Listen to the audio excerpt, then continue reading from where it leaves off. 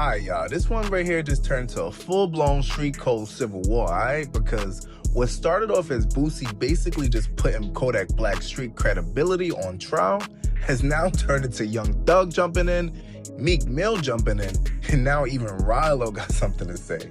And y'all know Rilo always got something to say in regards to Boosie. Soon as Boosie get a bond, I go bond him out. I pay the lawyer whatever he need. And the reason this is blowing up is because this ain't just some regular rap drama. Nah, this is one of those conversations where rappers start arguing over who really lived what they rapped, who folded, who stood tall, and whether survival means you're smart, or whether it means you lost your stripes. And Boosie, oh, he's not playing neutral on this one at all. So boom, the conversation seemed to really take off after Boosie started speaking on Kodak Black, and Boosie's position is basically this. Mr. PC, you check PC, man. Nothing you rap is valid anymore, bro. Nothing you rap is valid, bro. Not to no street.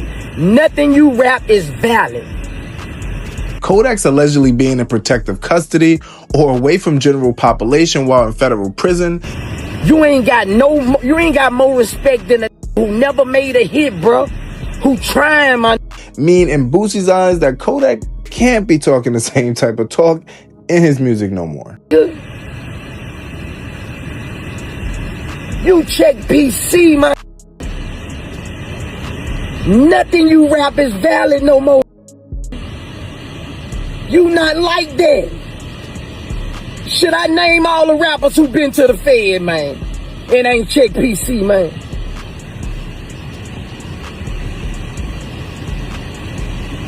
Should I name every rapper who been to the Fed who ain't check PC, man?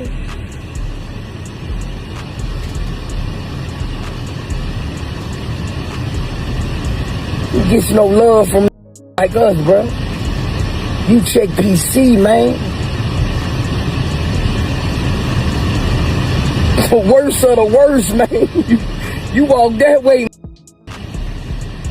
You walk the, bruh. You talk too much. You can't go that way. Can I not? You know how many niggas been to the feds who talking this shit on this mic and ain't check PC? You different, man. You different.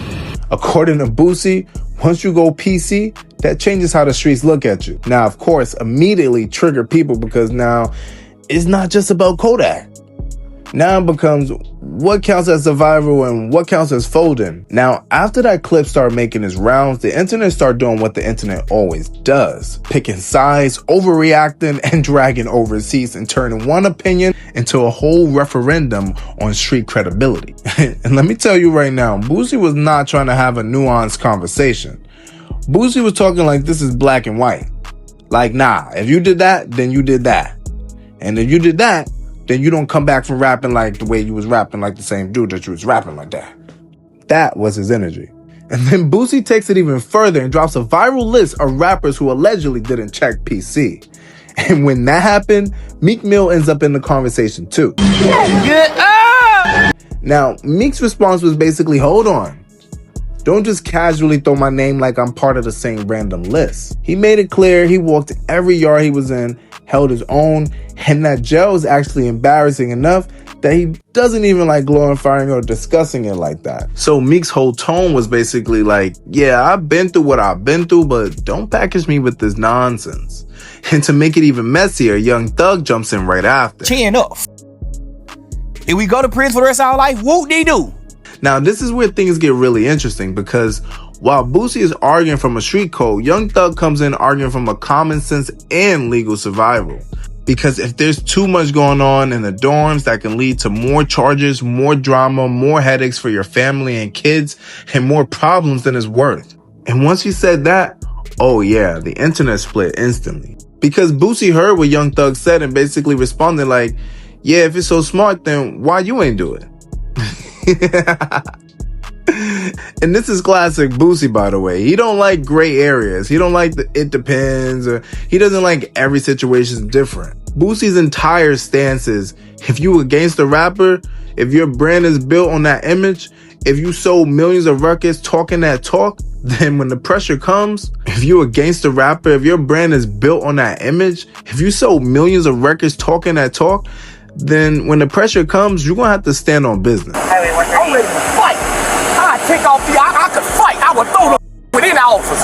All you do is take off their bag. And Boosie took it even deeper than just Thug and Kodak. He started making the argument that rappers are basically enforcers of the code because the youth listen to them, idolize them, and live through their words. So in Boosie's mind, if rappers start saying PC is acceptable, then what are they telling all the kids that bought into the image? That the rule only applies if it's inconvenient? And that's why he's so heated. This ain't just ego to him, this is ideology. See, this is why the topic throwing up the way it is, because Boosie ain't talking like somebody casually giving an opinion. He talking like somebody defending a religion.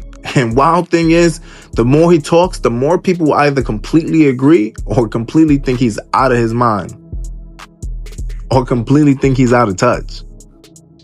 And there's almost no in between. And now here comes Rollo.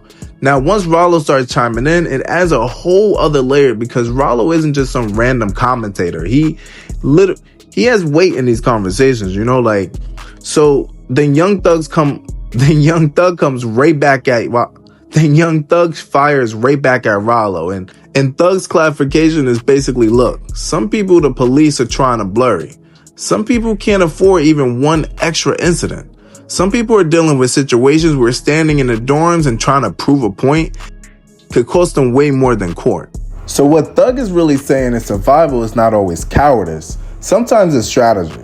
And that right there is what makes the conversation so complicated. Because Boosie's talking from an honor code. Thug is talking from damage control. Maybe, And here's the crazy part. Kodak Black is almost not even the main story anymore because, yeah, Boosie definitely started this whole conversation by calling Kodak into question. But now, this is bigger than Kodak. Now it's about whether street credibility expires, whether survival cancels out being authentic, whether gangster rap has rules rappers must still stand on, and whether fans should judge artists by what happens in prison. Even Boosie apologizing for leaving Meek Mills off the list shows how fast this whole thing got out of control. Hey, my bad, Meek Mill. I thought I had you on the list, man. I ain't gonna lie, bro. I thought I had you on that motherfucker. You know, you a stand-up nigga. Always been a stand-up nigga to me. So I tip my hat to you, bro, you know. I thought I had you on the list, bro. You stood up, dog. I respect you, my nigga. And where did y'all put Kodak in all of this? Did Boosie go way too far calling him not real anymore? Or is Boosie simply holding rappers to the same code that they profit off on their music? So y'all tell me in the comments, is Boosie exposing hypocrisy or is he stuck in some sort of outdated street mentality? Like the video, subscribe, and stay locked in because this one is definitely not over.